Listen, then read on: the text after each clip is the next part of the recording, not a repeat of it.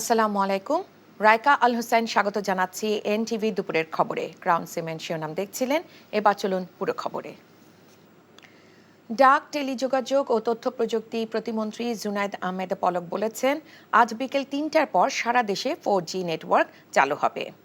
রোববার সকালে বিভিন্ন mobile operator association of mobile telephone operator এবং মোবাইল ফিনান্সিয়াল সার্ভিসের সঙ্গে বৈঠক শেষে এ কথা জানান তিনি। প্রতিমন্ত্রী বলেন, সাম্প্রতিক সময়ের মোবাইল ইন্টারনেটে সংযোগ বিচ্ছিন্ন থাকায় সংযোগ চালুর পর মোবাইল ইন্টারনেট গ্রাহকরা ৩ দিনের জন্য 5 GB বোনাস পাবেন। সব অপারেটরের গ্রাহকরাই এই সুবিধা পাবেন। এখন জন্ম সনদ দিয়ে খোলো বিকাশ স্টুডেন্ট অ্যাকাউন্ট। নিজের বিকাশ নিজে কর। প্রতিমন্ত্রী বলেন, ফেসবুক এবং টিকটক বাংলাদেশের আইন না মানায় সামাজিক যোগাযোগ মাধ্যমে গুজব ছড়ানো হয়েছে, যার ফলে মৃত্যুর ঘটনা ঘটেছে। এসব ঘটনার দায় ফেসবুক এবং টিকটক এড়াতে পারে না বলেও মনে করেন তিনি। আগামী 31 জুলাই এসব বিষয়ে ব্যাখ্যা দিতে প্রতিষ্ঠানগুলোকে বিটিআরসিতে তলব করা হয়েছে। ছাত্র মারা গেছে এই অপপ্রচার শুরু করা হলো ফেসবুকে, কিন্তু সেটাকে কোনোভাবে এটা মিস ইনফরমেশন বলে ফ্ল্যাগও দেওয়া হয়নি। তার প্রেক্ষিতে কিন্তু তার বেশ কয়েক ঘন্টা পর আরও 5 জনের মৃত্যু হয়। তাহলে আমরা বলেছি যে এই মৃত্যুর দায় কি ফেসবুক এড়াতে পারে? এই সকল উত্তর দেওয়ার জন্য আমরা 31 জুলাই আমরা এই সোশ্যাল মিডিয়া প্ল্যাটফর্মগুলোকে ঢাকায় এসে বিটিআরসিতে তাদেরকে লিখিত এবং মৌখিকভাবে জবাব এবং ব্যাখ্যা দেওয়ার জন্য আমরা অনুরোধ করেছি। সাম্প্রতিক সহিংসতায় নিহত 34 জনের পরিবারের হাতে সঞ্চয়পত্র তুলে দিয়েছেন প্রধানমন্ত্রী শেখ হাসিনা। আজ গণভবনে এসব সঞ্চয়পত্র তুলে দেন তিনি। এ সময় শেখ হাসিনা বলেন, যারা স্বজন হারিয়েছেন তাদেরকে সান্ত্বনা দেওয়ার ভাষা তার কাছে নেই। তবে তাদের পরিবারের নিরাপত্তার বিষয়টি সরকারের পক্ষ থেকে দেখা হবে বলেও জানান তিনি। এসব হত্যাকাণ্ডের সাথে যারা জড়িত তাদের সবাইকে খুঁজে বের করে বিচার করা হবে বলে জানান সরকার প্রধান। কোটা আন্দোলনের উপর ভর করে বিএনপি জামাত মানুষ খুন করে সরকার পতনের সুযোগ খুঁজছিল বলেও মন্তব্য করেন শেখ হাসিনা। এখন জন্ম সনদ দিয়ে খোলো বিকাশ স্টুডেন্ট অ্যাকাউন্ট। নিজের বিকাশ নিজে কর।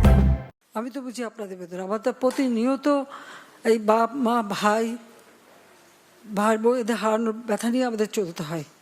এমনকি লাশটাও তো দেখতে পারিনি, কাফন দাফনটাও তো করতে পারিনি। কিন্তু এই যে বারবার যে এই ধরনের ঘটনা ঘটাবে, এই সন্ত্রাসী ঘটনা ঘটাবে, এটা তো কাম্য না। আর মানুষ কি দোষ করলো যেভাবে মানুষ খুন করতে হবে? মানুষ খুন করে সরকার পতন, এটা কবে হয়, কখন হয়? সাধারণ মানুষ কি দোষ করেছে? আমি আসলে আপনাদেরকে আমি কি বলে সান্ত্বনা দেবো? আমি একটু বলবো যে আমি আপনাদের মতনই একজন বাবা মা ভাই হারানো সেই এতিম। কাজে আপনাদের কষ্ট আমি বুঝি, আমি আছি আপনাদের জন্য, আপনাদের পাশে। সুবিধাজনক সময়ে বাতিল হওয়া স্পেন সফরে যাবেন বলে জানিয়েছেন প্রধানমন্ত্রী শেখ হাসিনা। ঢাকায় নিযুক্ত স্পেনের রাষ্ট্রদূত গ্যাব্রিয়েল সিস্টিগা ওচোয়া ডি সিনসেক্রো আজ প্রধানমন্ত্রীর সাথে তার গণভবনে দেখা করতে গেলে কথা জানান তিনি। এ সময় তারা দুই দেশের স্বার্থ সংশ্লিষ্ট বিষয় নিয়ে আলোচনা করেন।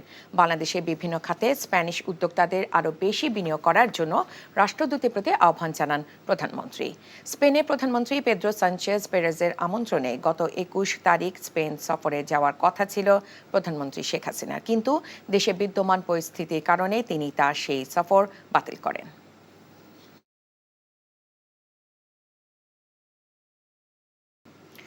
সাবেক আইজিপি বেনজির আহমেদের অবৈধ লেনদেনের বিষয়ে প্রাথমিক প্রমাণ পাওয়া গেছে বলে জানিয়েছেন দুর্নীতি দমন কমিশনের আইনজীবী এম খুরশিদ আলম।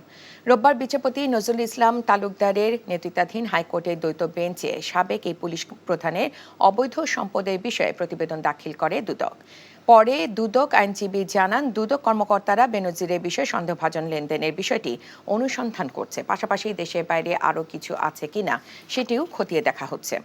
এর আগে গত 23 এপ্রিল বেনজির আহমেদের বিরুদ্ধে জ্ঞাত আয় বহির্ভূত সম্পদ অর্জনের অভিযোগ অনুসন্ধানের অগ্রগতি প্রতিবেদন দিতে দুদককে আদেশ দেয় হাইকোর্ট। অনুসন্ধানের অগ্রগতি 2 মাস পর হলফনামা আকারে আদালতে প্রতিবেদন দাখিল করতে বলা হয়।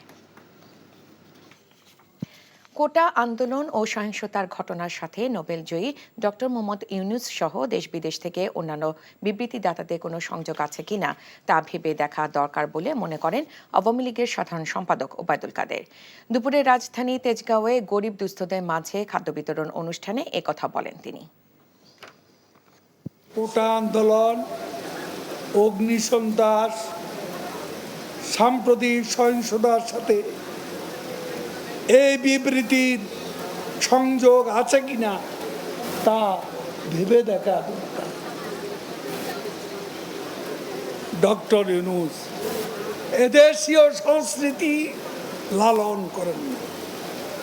আমি আগেই বলেছি, শহীদ মিনারে, জাতীয় স্মৃতিসৌধে, বিজয় দিবসে, স্বাধীনতা দিবসে তাকে আমরা কখনো দেখি। বিকল্প উপায়ে সেতু বিভাগের গুরুত্বপূর্ণ স্থাপনাগুলোর সেবা কার্যক্রম চালু রাখা হয়েছে বলে জানিয়েছেন সেতু সচিব মনজুর হোসেন।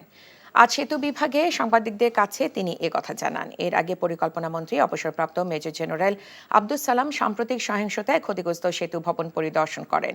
শুধুমাত্র সেতু ভবন নয়, সেতু বিভাগের অধীনে বঙ্গবন্ধু সেতু, টোল প্লাজা, এলিভেটেড এক্সপ্রেসওয়ে এবং বিআরটি প্রকল্প ক্ষতিগ্রস্ত হয়েছে বলে জানান সচিব। এর আর্থিক মূল্য এবং কবে নাগাদ চালু হবে তা নিয়ে তদন্ত কমিটি কাজ করছে বলেও জানান তিনি। সেতু বিভাগের জরুরি সেবা সেতু ভবনের সামনে খোলা জায়গায় তাঁবু টাঙ্গিয়ে দেওয়া হয়েছে উল্লেখ করে পরিকল্পনা মন্ত্রী তাদের এই উদ্যোগের প্রশংসা করেন। বাংলাদেশের মোংলা সমুদ্র বন্দরের নিরাপত্তা ও পরিচালনার দায়িত্ব পাওয়াকে চীনের বিরুদ্ধে ভারতের বড় বিজয় হিসেবে দেখছে আন্তর্জাতিক গণমাধ্যমগুলো। রোববার ভারতীয় গণমাধ্যম দি কুইন্ট বলেছে, বাংলাদেশে কোটা বিরোধী সহিংস আন্দোলনের মধ্যেই ভারতকে মোংলা সমুদ্র বন্দর পরিচালনার দায়িত্ব দেয় বাংলাদেশ। ভারত বাংলাদেশ বন্ধুত্বে মোংলা সমুদ্র বন্দরের পরিচালনার দায়িত্ব পাওয়া দিল্লি বড় জয় বলে মন্তব্য করে তারা।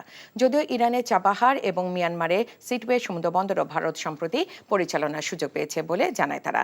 মোংলা বন্দর নিয়ে ভারত ও বাংলাদেশ চুক্তিকে ঐতিহাসিক জয় হিসেবেও আখ্যা দিয়েছে দি ইউরোশিয়ান টাইমস, নিউজওয়ে, উই অন, ফার্স্ট পোস্ট। অথচ ভারত মহাসাগরে অবস্থিত শ্রীলঙ্কা, মালদ্বীপ, মিয়ানমার, থাইল্যান্ড সহ বিভিন্ন দেশে 17টি বন্দরের মধ্যে 13টি বন্দর চীনে নির্মিত ও পরিচালিত এবং 8টি বন্দর নির্মাণে রয়েছে চীনা বিনিয়োগ।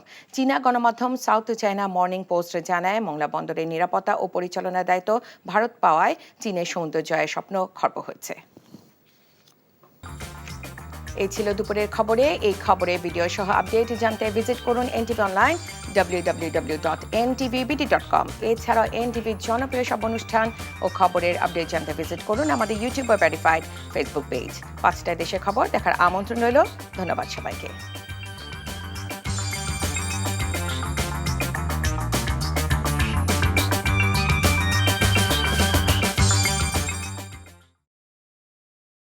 এখন জন্ম সনদ দিয়ে খোলো বিকাশ স্টুডেন্ট অ্যাকাউন্ট। নিজের বিকাশ নিজে কর।